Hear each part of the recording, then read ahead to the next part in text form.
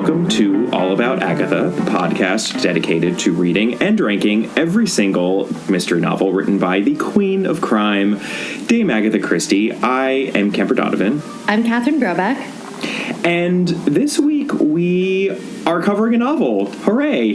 We did it. So we are reading 3-act tragedy, or as it is known in the US, Murder in 3 Acts. And we will be talking a lot about UK versus US when it comes to this book. So in that vein, Catherine Brobeck, take it away and give us a sense of the publication history here. So it was actually published in the US first. So we've seen this before, but here is another case. So it was published in 1934 in the US by Dodd Mead, and it was published in the UK in 1935. We'll talk about it later, but there are actually some concrete changes between the two editions, which is more unusual than not, I think. At least from what I could see, there's only one other novel, which we have not gotten to yet, in which that also happens, which is The Moving Finger. And I don't know what the substantive differences are in The Moving Finger either. I was never aware that this was even a thing that could happen in Christie until we covered this book. So I think it's pretty interesting. It's also, the title difference is so pointless to me. It's another one of those, like, why? Did Dodd Mead just say, if it doesn't have murder in it, no one's going to buy it? You know, like, tragedy's not strong enough. Maybe, I don't know. What I do know is I have a really great Fontana edition paperback from the 1970s. Ooh, love those. I know. So I was incredibly excited. I was like, super great painting artwork on the front. So let's talk about our victims. Plural. We have 3 victims here. Not 1, not 2, but 3. Our first is Reverend Babington, who is the local curate in the town of Loomuth in Cornwall. And he sips a cocktail and keels over. Yeah, and then we have Dr. Bartholomew Strange, who is the childhood friend of Sir Charles Cartwright, who we will get to. And he sips a glass of port and keels over, except instead of in Cornwall, it's at his home in Yorkshire. And then we also have Margaret de Rushbridger, who Indeed. is living in a sanitarium trying to get better, and she eats some poison chocolates and kills over in her hospital room. So there you go. Lots of keeling over happening here. Lots of eating and drinking and keeling over three times. A hat trick of murder. All right, so let's talk about our suspects, because we've got a long list. So we have Sir Charles Cartwright. He's our original host. He's an actor. He's a what? Oh, did I say that word?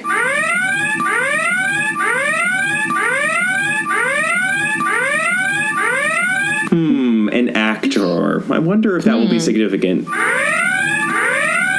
I wonder. Go on. But he's a charming and beloved resident of his home called the Crow's Nest.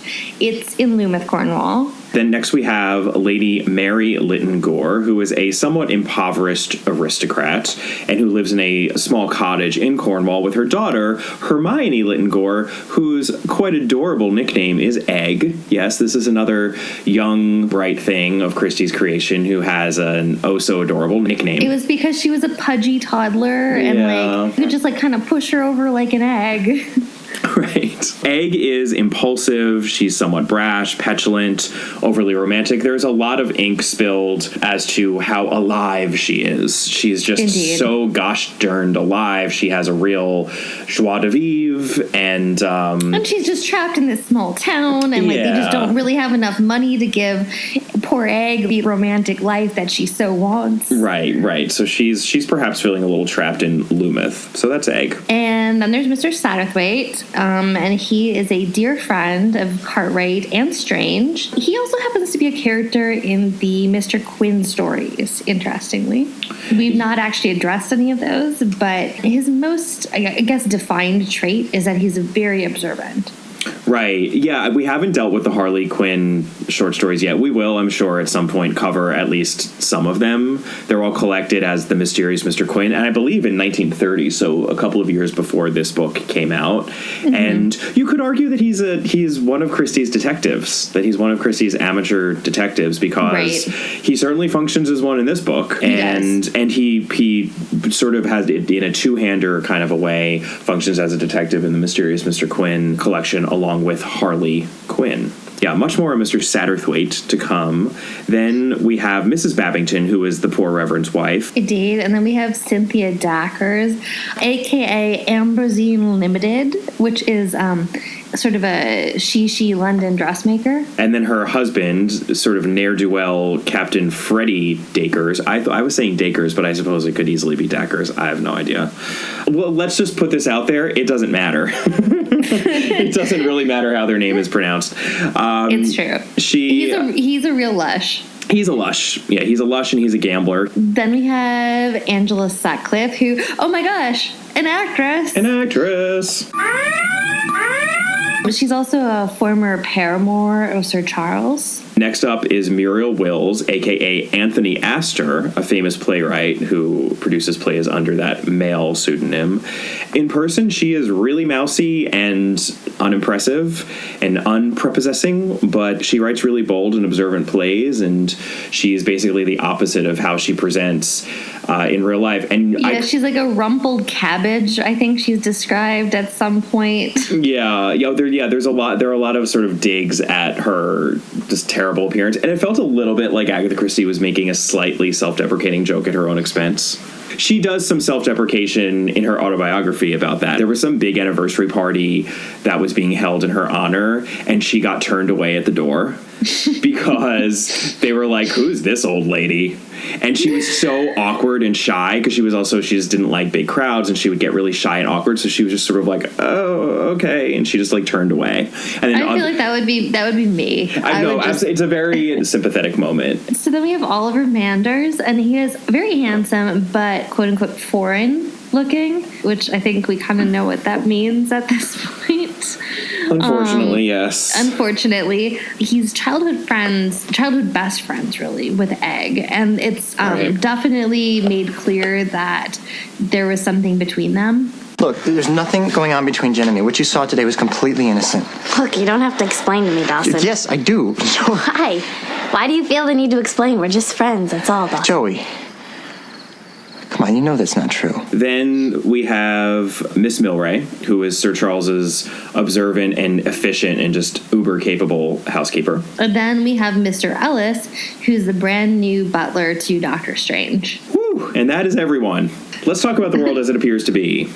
Sir Charles was a very, very well-renowned stage actor in London, but he's now sort of retired, and he lives in Cornwall, and he has decided to host a soiree at his very fancy home, and he invites kind of a motley crew. It ranges from, a London stage actress to the local curate, and also one Hercule Poirot. Right, so it's pretty much everyone we mentioned in the suspect list except for Mr. Ellis, the butler. Yeah, that's the only person. Everybody else is take out Ellis and add Poirot, and that is who is at this party. So it also turns out that young Egg is quite a bit enamored with Sir Charles, much to the chagrin of a number of people, especially Oliver Manders. Joey. Yeah, I mean, Sir Charles is 30 years older than she is, so people are just a bit skeptical / potentially scandalized about this, including Egg's mother, and their romantic status as a couple is in constant question and a constant topic of discussion throughout this story. And so before the dinner even begins, there is, of course, a cocktail hour, and so the cocktails are doled out on a tray by the parlor maid. Reverend Babington, he's not much of a drinker, but he's going to have his once-a-year cocktail. He asks his wife for approval. And so he takes the cocktail off the tray, takes a sip, makes a really sour face, and then he dies. Talk about a terrible tolerance. I know. Like, yikes. One sip and you're out. So let's cut to a while later in Monte Carlo. Charles Cartwright has put his house in Cornwall on the market. He's vowed never to return, and he runs into Mr. Satterthwaite, who is there, being a minor socialite, as he does. And they both come across this newspaper article where, to their immense surprise, they discover that Dr. Bartholomew Strange has died at a dinner party at his home in Yorkshire in pretty much exactly the same way that Mr. Babington died, in that he drank a drink drink and he keeled over. So Egg sends word to Charles Cartwright that she's very worried. She can't say more, but she needs to talk to him in person. And she's worried in particular that someone who suspiciously crashed a motorcycle into a wall outside the party and then basically just stumbled into the party is under suspicion by the police for being the one who actually poisoned Bartholomew Strange. And we figure out that that person is Oliver Manders. So it seems that Egg is concerned for Oliver Manders, although she's also writing to Charles Cartwright and seems to care very much for him. So this love triangle between Egg and Oliver Manders and Charles Cartwright continues apace. Because right now, you've got to walk through that front door and tell your best friend that the only girl in the universe he can't live without is the same one that I can't live without. Indeed, and also to be clear, the police immediately realized that Dr. Strange was poisoned, that he had nicotine poisoning. So it's very clear to the police immediately in the Dr. Strange case that he was murdered. Right, as opposed to the Mr. Babington case where it's like, that was weird. Was it murder? Yeah, maybe, but we don't really know. So Cartwright and Satterthwaite decide to take the blue train. Hey, where have we seen that before? The blue train. Hope there aren't any lady ghosts on it. I know. They decide to take it from Monte Carlo back to England. And Mr. Satterthwaite runs into who other than Monsieur Hercule Poirot, who, in his retirement, is just apparently wandering the continent. Satterthwaite suggests to Poirot that something suspicious is happening and that it can't possibly be a coincidence because, first of all, Cartwright, along with Egg, have been suggesting from the very beginning that Reverend Babington was possibly murdered. He basically says that to Poirot, and then also mentions that almost everyone at Strange's house, they were the same people who were at the Crow's Nest when Babington died under the same circumstances.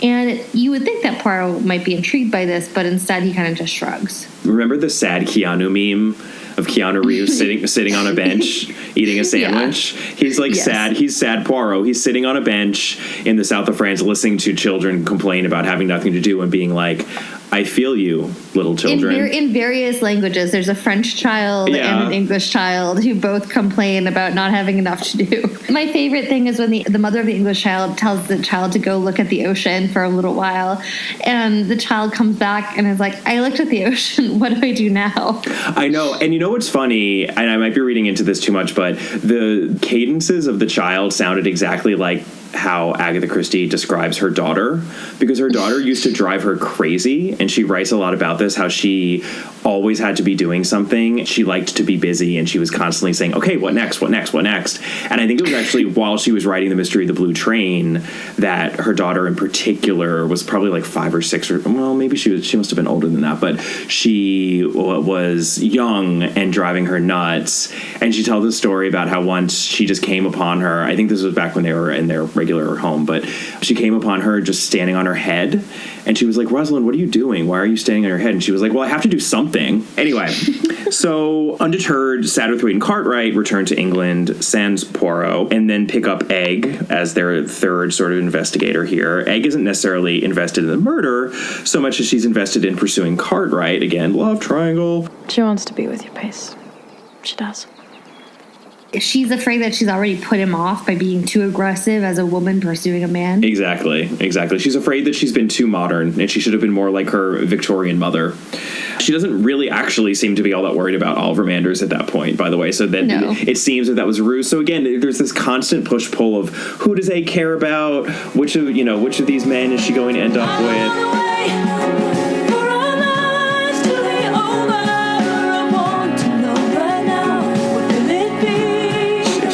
Swirling around this story. So anyway, nevertheless, these three investigate. So Satterthwaite and Cartwright end up going to Strange's estate, and they discover that shortly before his death, Strange had sent his butler away for like a respite. So he has hired a new butler, this Mr. Ellis, who's now missing. And Mr. Ellis kind of changed the way things were done at the house. And so all of the other servants basically mention this, that, oh, well, he had an odd way of doing things. One of the servants mentions it. Correct. Yes. Right. And also he had like a bit too much of a personable relationship with Strange. Strange spoke to him in a way that he didn't speak to the other household staff. Like a jocular. He was jocular with him. Correct. Yeah. Correct. And on top of it, now Mr. Ellis is missing. He disappeared right after Strange died, leaving behind everything in his room. That's obviously very odd. So the police suspect that he had something to do with the murder. And conveniently enough, then, these two amateur detectives, Satterthwaite and Cartwright, discover that right before Strange's death, Ellis passed on a message to Dr. Strange that a Mrs. de Rushbridger had been checked into the sanitarium that Dr. Strange runs on his property adjacent to his estate. On top of that, Satterthwaite and Cartwright see this ink splotch on the floor in Ellis's room, and Cartwright then basically goes into actor mode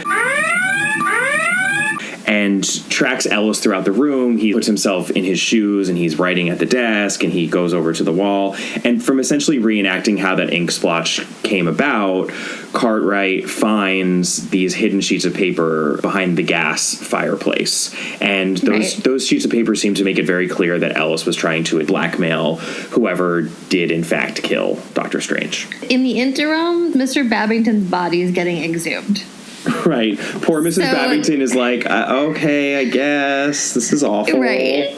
She's really not happy. But hey, he died from nicotine poisoning, just like Dr. Strange. Indeed. And so at this point, Satterthwaite and Cartwright go back to Cornwall, even though Cartwright had said that he was never going back to the Crow's Nest. He'd put it on the market. No intention of ever going back. But now they feel like they are compelled to go back. So they meet back up with Egg.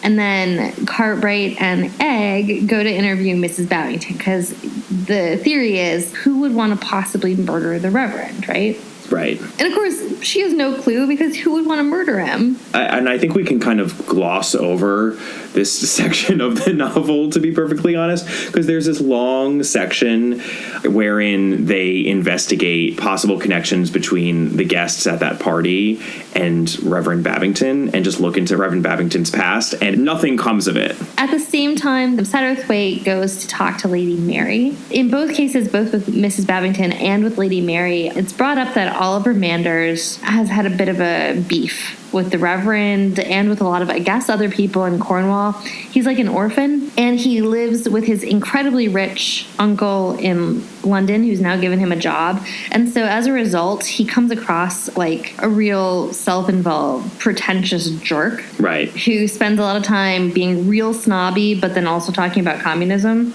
Yeah, and unfortunately, he's generally disliked. It seems one of those reasons is because he is, in fact, Jewish. So when we said by foreign looking earlier, it's made pretty clear that by foreign they mean that he looks kind of Jewish, right?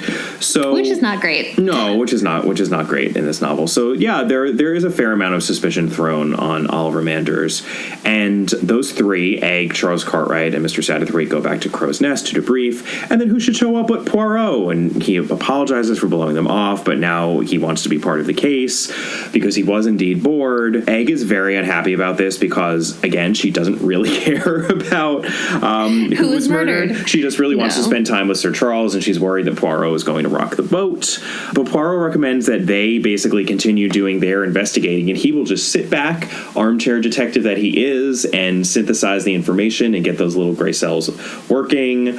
But then Poirot and Mr. Satterthwaite subsequently get this telegram from the sanitarium, and lo and behold, it's from Mrs. de Rushbridger, the person who was mentioned in that message right before Dr. Strange was murdered. Who's apparently an amnesiac. She's an amnesiac. Of course she is. She's an amnesiac. And now she says she has critical information. So Poirot and Satterthwaite rush over to the sanitarium. But by the time they get there, she is dead from, wait for it, nicotine poisoning. Yes, administered through this box of chocolates. Once again, my mom always said life was like a box of chocolates. You never know when one is going to murder you. So yeah, that's pretty much where we are until we really are able to figure our way out of this mess with clues. You know, things are not looking great for Oliver Manders. There are 3 dead people. Catherine Brobeck, help us out, and let's go through some clues. The world as it actually is. All right. Our first clue is that the glasses don't have any trace of nicotine in them. So one might wonder, well, then how did the nicotine get into the victims? There's nothing else that could have poisoned them. They didn't eat anything else. They didn't touch anything else. So both Babington and Strange, they had a cocktail and they had a glass of port. So the only deduction is that it came in the cocktail and the port. Our deduction here is both sort of counterintuitive but also incredibly simple, and it's that the glass that they, were supposed to be drinking out of was not in fact the glass that they were drinking out of, right? Right. So the glasses had to have been switched out. Right. So in other words, whoever did it had access to the glasses. Yeah, and it is a simple clue, but I will be honest with you, this is one of the novels that I remembered. I remembered almost everything in rereading this, but I didn't remember this point, and I was very confused as to how this was pulled off. And the switcheroo of the glasses did not really occur to me until I was told it. So it's simple, but not obvious. Correct. Yep. Okay, so clue number 2. Dr. Strange was overly familiar with Ellis, the new butler. We mentioned this before. Deduction there is if Dr. Strange is breaking propriety by chumming it up with Ellis, this new butler, that's weird. So something's up with the butler, or at least with Dr. Strange and the butler. Dr. Strange also told multiple people, including Lady Mary, that's Egg's mother, that he had quite the surprise to spring on them after dinner. So, what we can extrapolate here, it's not a huge leap, is that there was simply more than meets the eye with the butler, that perhaps the butler was part of this surprise that Dr. Strange had prepared for after dinner. Unfortunately, he got murdered first. Clue number 3 is also related to Ellis the butler, and it's that he has a giant birthmark on his wrist. The deduction here is that people, especially people like in a crime novel, let's say, are supposed to be very observant about specific details about a person, like a scar across your eyebrow, or a giant mole that's super noticeable, or a giant birthmark on a wrist. The thing is here, nobody actually notices this except for the playwright, Miss Wills, who notices everything. Mm-hmm. So I think the deduction here becomes the birthmark is there to be noticed. Meaning it's perhaps part of a disguise. Correct. So Ellis, the butler, is in some sort of a disguise, perhaps. I would think about witness for the prosecution and the scarred woman in the darkened room and how you are supposed to notice that. Yep. And it's a little bit of a mistake because the fact that Miss Wills is the only person who notices it is not intentional. Everybody was supposed to have noticed it. Right. Everyone was supposed to have noticed it, and Miss Wills is the only one who noticed it because she's super observant, which then made her notice everything about the butler, and that was not what the butler wanted. So let's get on to our 2 last clues. Clue number 4. Cartwright's last name is not Cartwright. He casually mentions to Egg in a rather romantic scene between the two of them in which they end up declaring their love for each other that Cartwright is a stage name. His name is actually Mugg with 2 G's. And sure, it makes sense that you would change your name if your last name was Mugg, especially if you were an actor who was going to be known for your name. It's not a very fitting name for a star of stage, but a name change is very rarely insignificant in a Christie novel. Right. An astute reader would be thinking, well, why else would someone potentially go by a different name? What are things that people change their names to hide? And also, he's a man in his 50s, and he's never been married. Been married as Charles Cartwright, but has he been married as Mr. Mugg? Let's get to our last clue here. And here's our last clue. Charles Cartwright is an actor. Intruder alert! Intruder alert! Intruder alert! Intruder alert! If you've been following along with this podcast, you knew who done it on page 1 of this book. The actor did it. Is there an actor in a Christie novel? Oh, is there? Yes. And they did it. I mean, we're not being fair. Obviously, there are multiple actors in this book. It's not like all the actors did it. There are plenty of innocent actors in Christie novels. However, this is a major character. Be immediately suspicious if a major character is an actor. And especially a noted good actor. An actor who is good at his or her job. So Anyway, so Charles Cartwright did it, but let's figure out exactly how and why, because that is a somewhat complicated question. So let's talk about our resolution here. Poirot continues to investigate, particularly he investigates Miss Milray. He follows her to Cornwall, and then he finds her sneaking into this derelict tower at Crow's Nest, and she's destroying a chemistry set. In particular, she's destroying a chemistry set used to dilute the nicotine that one uses on rose bushes. Dun, dun, dun. Dun, dun, dun. So now he has a denouement with Cartwright, Egg, and Satterthwaite. And so, okay, what happened? It's a little bit convoluted. Cartwright was once married under his original surname of Mugg, but his wife ended up in an insane asylum, perhaps because he was such a horrible husband. We'll never know. And that prevented him from killing her or divorcing her, because you apparently cannot divorce someone who is legally insane at that time. So instead, Mr. Mugg was trapped in this marriage to Mrs. Mugg for all of these years, and he's really over that, and he really wants to marry young Egg, and that's a possibility now since he has changed his name to Cartwright. Unfortunately, there's one person who knows about Mrs. Mugg, and that is... His childhood best friend. Yeah, it's his childhood best friend, Dr. Bartholomew Strange, who is also presumably the one who helped secrete Mrs. Mugg into an insane asylum, since Dr. Strange has his own insane asylum. The only plan, apparently, is to kill Strange. I feel like there might have been another out for him, but that's not the out he chooses to take. Right. He's also not entirely sure whether or not his plan is going to work, but given that he's a seasoned stage professional, guess what he does? He arranges a dress rehearsal for murder. And so he hosted that party at the Crow's Nest, and then he indiscriminately dumped nicotine into a glass and then just put it on a cocktail tray, and basically he's decided to kill whoever drinks it. So Babington was not an intended victim. The entire party was an intended victim. He's just trying to kill one of them. Christie very skillfully manages to eliminate two people, though, from that potential victim list so that this actually makes sense. We are told that Cartwright hands a drink to Egg, his beloved. Correct. And Sir Bartholomew Strange, who is the one who he will eventually murder, does not drink cocktails. So he knows Correct. that Dr. Strange will not be murdered in this dress rehearsal. Then he works out with Strange that he wants to apparently pull over a giant prank on everyone. So he becomes, quote-unquote, Ellis the butler. I just like to point out, by the way, between this and Lord Edgware Dies, where Jane Wilkinson to Carlotta Adams was like, hey, do you want to play this really fun game? I think in the world of Christie, if an actor comes up to you and is like, do you want to do something really fun? Just run. Just run. Because you're going to get murdered. Like, you're totally going to get murdered. The actor is going to murder you. That seems accurate. Yeah, so there is no Ellis the butler. It's Cartwright the whole time. Right. So Ellis disappears, and then Cartwright is in Monte Carlo. Right, and he's able to feign surprise at his friend's death and then go from there as a quote-unquote investigator and oh so conveniently find those notes behind the gas fireplace, which he stuffed there himself, of course. Those notes made Ellis look like a blackmailer, and when it was noted how strange Dr. Strange's demeanor was when that telegram came and that he was interacting in this jocular manner with Ellis the butler, what Charles Cartwright does is to focus everyone's attention on the telegram, on the message about Mrs. de Rushbridger as a red herring. And this is like probably the cruelest one of all is the third murder, because he merely kills poor Mrs. de Rushbridger so that no one can know that she had nothing to do with anything.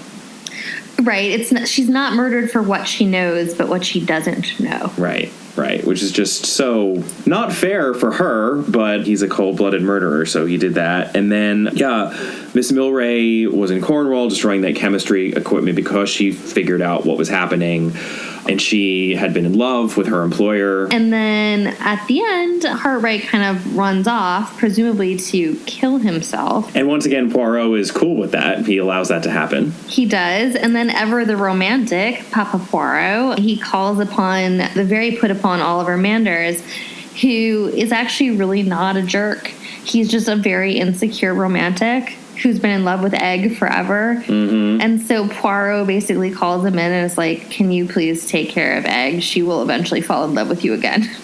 Right, so I guess in this version, Dawson does end up with Joey, and Pacey's a murderer.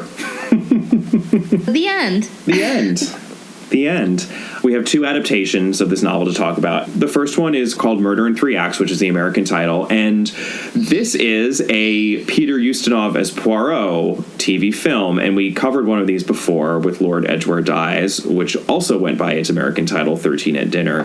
That was the first of those Ustinov as Poirot TV films. Obviously, he also was in Death in the Nile, but that was a major film. I didn't think it was great. Our good friend Mark Aldridge notes this, that, often in murder mysteries, you have the problem when you're watching adaptations where the most famous person did it because that's why they were cast. I think the Law and Order paradox. Yeah. So we have, obviously Ustinov as Poirot, and then Tony Curtis is starring as Charles Cartwright. So for any viewer who didn't read the book beforehand, Tony Curtis is going to be the murderer. I'm sorry. You're not going to cast Tony Curtis in something in 1986 and not have him be the biggest role. And Tony Curtis is good, and this actually brings up an interesting difference between the American and UK versions of the novel, which we mentioned at the beginning of the episode.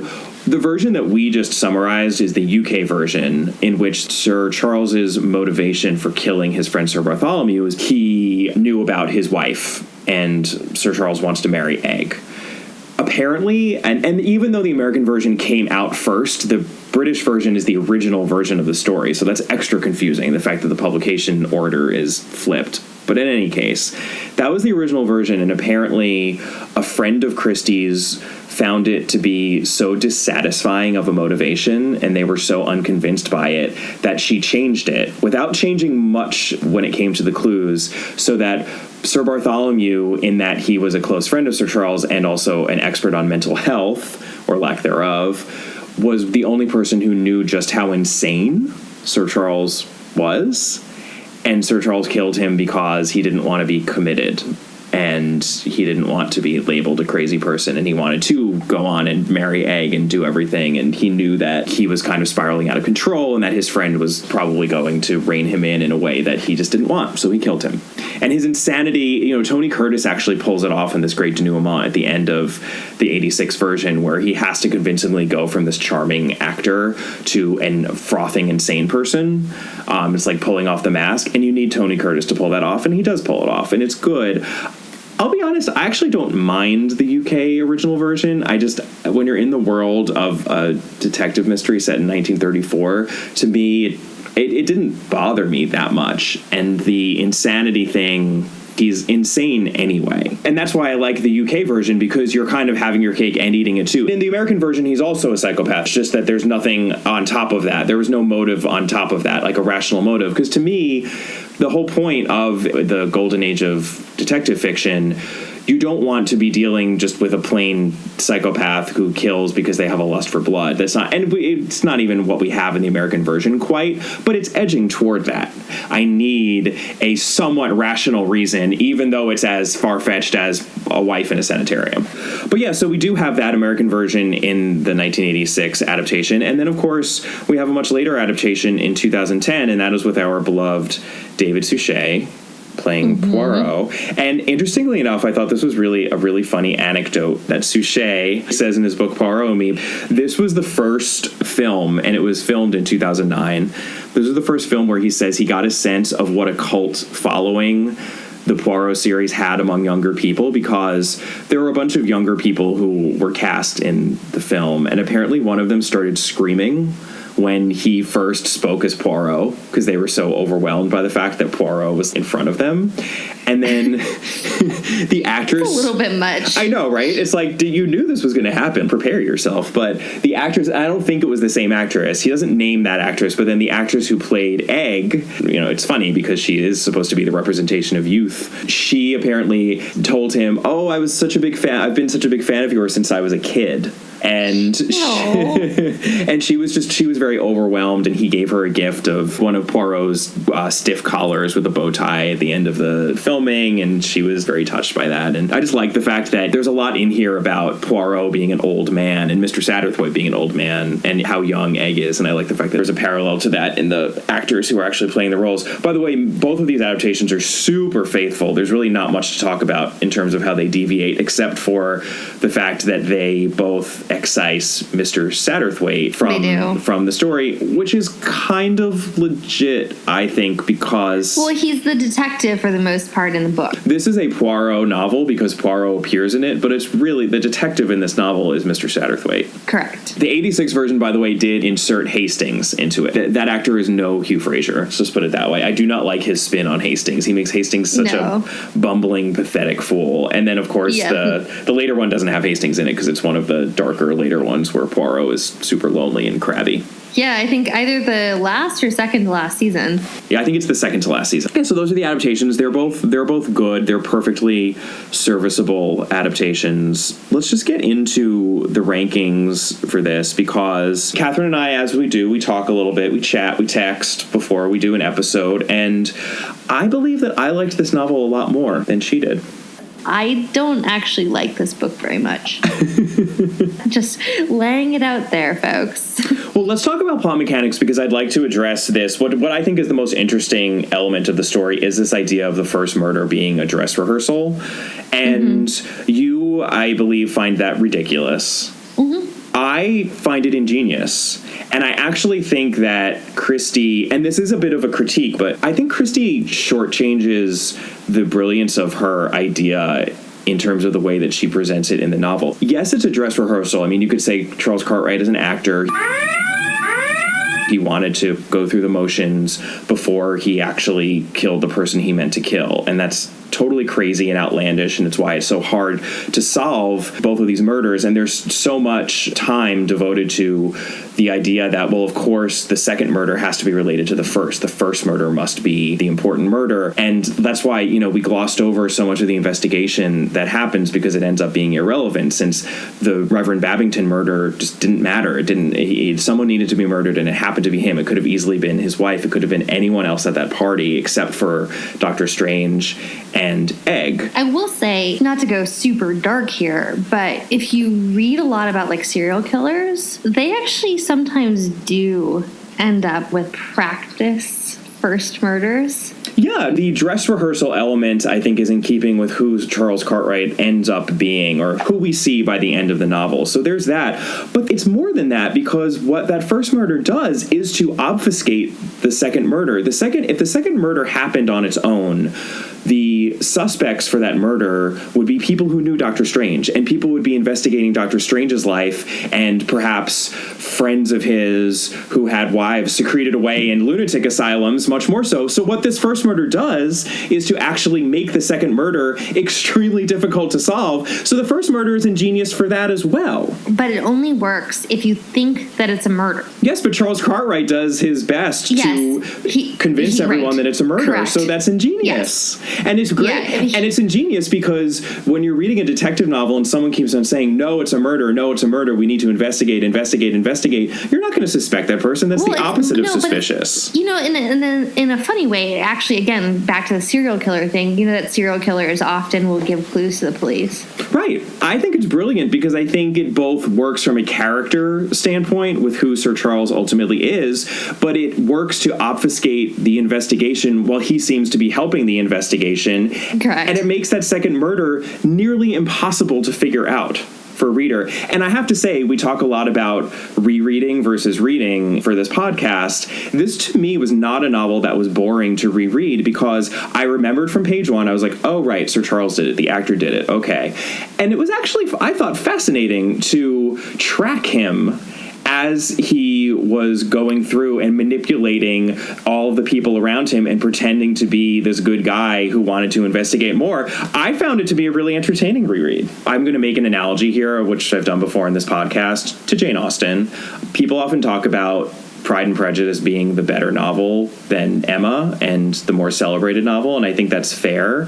But the better reread is by far Emma, because Pride and Prejudice never changes however many times you read it. But Emma, once you know everything that's going on behind the scenes and all of the misapprehensions and misunderstandings, it's actually very entertaining to reread it knowing what you know by the end of the story. And I think that was a similar effect here. This, to me, was such a more entertaining reread than Murder on the Orient Express, certainly. And I think a lot of that just goes to the ingenuity of that plot in that first murder being subordinate to the second murder, both as a dress rehearsal, but also as a means of obfuscation. And I just think that's brilliant as a plot mechanical device. Yeah, I mean, I don't know that I would go with brilliant, but I think it's very clever. So I think we're thinking of a 6. I would honestly give it an 8 or a 9, but I would agree to a 7. I think a 7. Okay. I'm happy with a 7. Okay. So let's talk about prop credibility, because I think we actually are in agreement that this is where the book suffers a little bit. It's terrible. I'm sorry. What we have been defining this as is, do people act like human beings? Well, if you believe, though, I'll push back on this a certain extent, because do you believe that Sir Charles is a crazy person? I do, by the end of the novel. I think he's rather well drawn. I don't agree. I do think he's a crazy person, but you could say that about any murderer. We keep joking about my dislike for a certain character in Lord Edward Dies. Jane Wilkinson. But, I would say that I find her more believable than I find Sir Charles. Really? Yeah. Because we see him a lot, too. We see a lot of him. Oh, he's basically one of the main characters. He's one of the main characters, and he's Satterthwaite are the main characters of the book. And he's larger than life, and he has mood swings, and he is constantly impersonating different people. Like that's what I mean by the reread too. Like when you're watching him start to impersonate Ellis in the room, I think he seems like a freaking crazy person. When you don't know that he's a murderer, you're like, oh, he's crazy because he's talented and he's an actor and he's just one of those out there actors. But then once you get to the point, I'm like, oh yeah, no, I believe that he's essentially a psychopath. To me, it was convincingly drawn. I guess we can just agree to disagree on that. The thing that I find convincing is that he wants to, hook up with a girl 30 years his junior, and sure. And that drives him mad.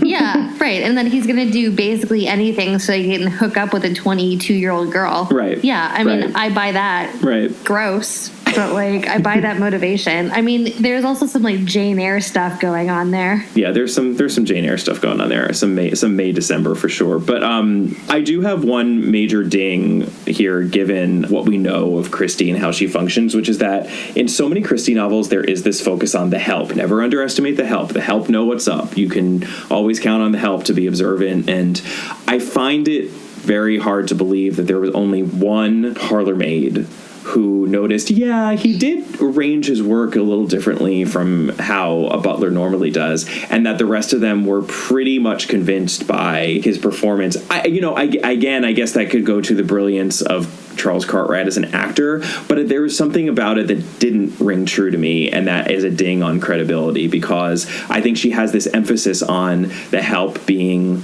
so perceptive and all-knowing, and it just feels very convenient to me that they're not here. It's Miss Wills who notices his hands, right? Exactly, yeah. And this is one of those things where in the adaptations, they hardly show Sir Charles playing Ellis the butler, because it is really hard to pull off, and it's not actually that believable that he would be able to do it, even though he's a great actor. It was more believable that Carlotta Adams could impersonate Jane Wilkinson as a guest. With a bunch of strangers. At the dinner party with a bunch of strangers. But these are all people who know Sir Charles. It strains credulity a bit. Quite a bit, I would say. I'd be okay giving this I know you wanted to give it a 4. I would probably give it a 6, because I still think that... let's settle with a split 5? Split the difference at a 5. God, if only the world could work as we do. We're so good at compromising, Kemper. Get Israel and Palestine in here. We'll figure it out in no time.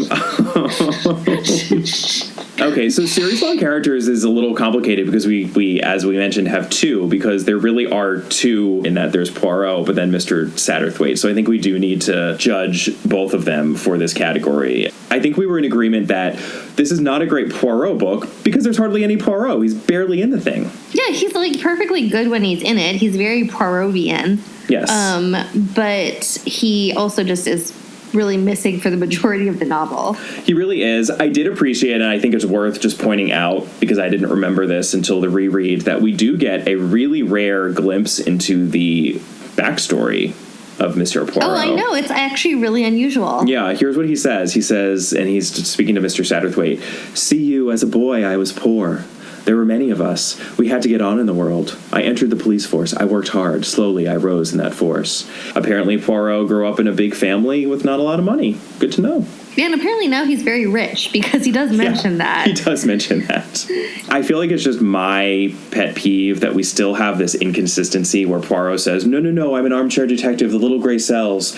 And then we get this major action sequence when he's following Miss Milray, like on the train. He's following her into the place where she has the chemistry set and stopping her from shattering it. So I guess he's inconsistent. Like, it's his inconsistency. He says he doesn't do a lot, but then he does. But he's been doing it since The Mysterious Affair at Styles. I know. So it's not actually inconsistent because he's been doing it, from the get-go. But there's something about it that, and I can't put my finger on it, so it's probably, I guess it's not a fair criticism, but I would be okay with that if I felt like the inconsistency was intended on Christie's part. But there's something about it that makes it seem like it's not. Well, at least he didn't leap off a moving train in this one. That is true. And I think that Satterthwaite is a good character.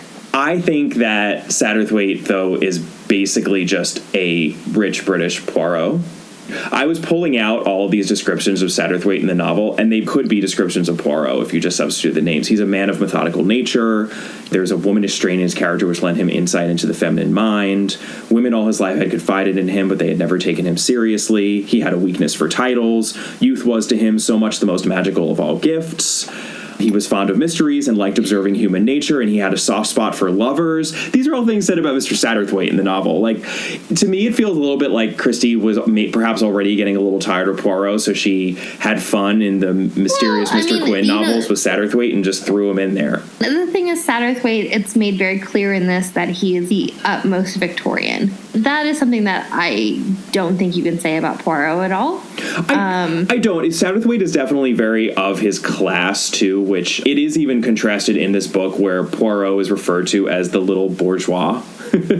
And he even says in the book about how he grew up poor, and he does have this ability, since he's now rich, to kind of interact with all levels of people, and we don't get that sense from Satterthwaite. Satterthwaite actually often has to rely on Sir Charles's charisma to draw people out, and he would not have been able to do so himself. So they're not exactly the same, but at times it felt a little lazy to me, like, okay, this is kind of a stand-in for Poirot, even though we also have Poirot in this novel. So I wasn't over the moon about that, but I think together, if we're going to judge them together, they do really well. I have a really good sense, certainly, of both of them, and there was enough, even from the little that we saw of Poirot, to make me happy. So, I'm fine with a 7 on this one. I believe that's right. Okay. And then let's talk about the book-specific characters, because I think this is actually where I am much more bullish on this book than you. I thought, for the most part, with some glaring exceptions, I thought the book-specific characters were fantastic. I think there are some parallels between this book and Peril at End House, in that this book, to me, felt very modern. Don't even. You so often talk about how Peril at End House feels very modern to you, and this book felt very modern to me. Egg, for as irritating a character as she's very irritating as she could be, she is. However, her vitality and her refusal to be Victorian and to not discuss things that young ladies shouldn't discuss. There are so many good moments. In one part, Mr. Satterthwaite doesn't really want to talk about Sir Charles's previous affairs, and she says, I like when men have had affairs before. It means that they're not queer. That reference is noted in one of our other good friends, Jamie Bernthal's book, Queering Agatha Christie, as one of, I believe, only 2 outright references to being queer in the way that we understand it to be in a Christie novel. She talks about the stench of dead bodies and whether or not that smell would waft up or go down. She felt real to me. Like, she felt real, and she felt like a character that could have been written much later, as did her mother, who is a woman with Victorian sensibilities who has fallen on hard times. There are a lot of great interactions between her and Mr. Satterthwaite that really rang true. I also thought Mrs. Babington, the late Reverend's wife, and her heartbreak over losing her husband were very well drawn.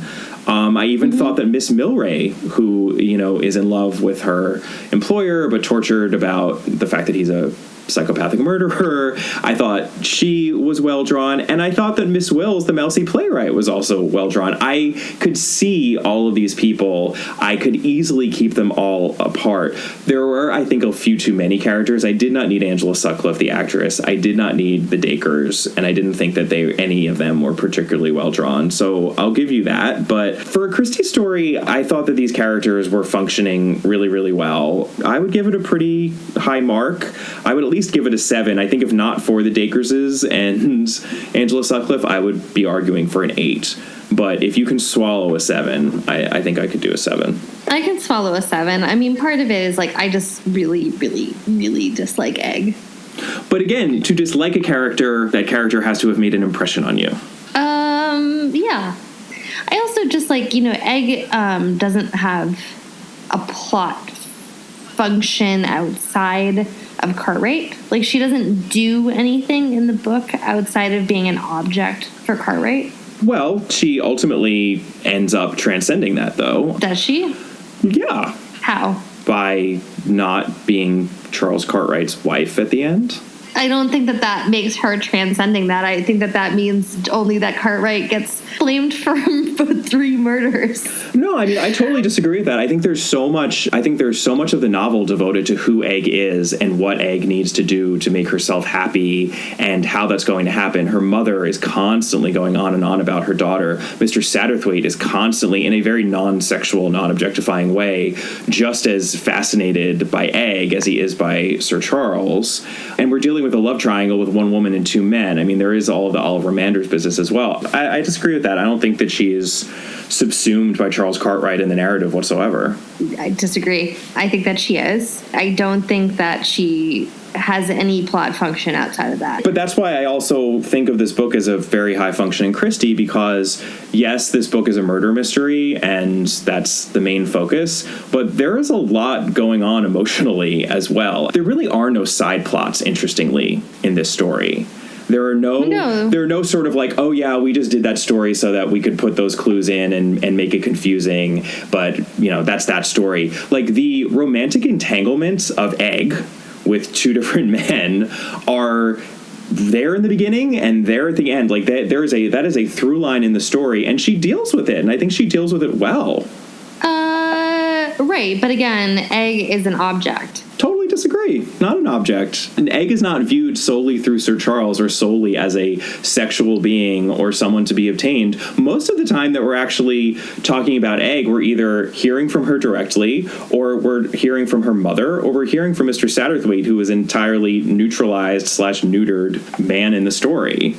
Right, about Egg's role in relationship to Cartwright and to Manders. As Egg going through the world, making her way through the world, and who should she end up with? Who is going to make her happy? Her mother talks about how she made the wrong decision and she wasn't happy, and how she. Well, and I would say Lady Mary is a more interesting character to me than Egg is. I think Lady Mary is also an extremely interesting character. I think they both are, and they're very different. Yet they're a convincing mother and daughter. I think that you often are more sympathetic to some of the lady characters than I am. I know. I think it says something about both of us. Yeah, I think it does. Yeah, I mean, I'll agree to a 7, but agree to disagree. I will say I wish that her name wasn't Egg. All right, let's talk about setting and tone. It's really good in some parts, and it's really not good in others.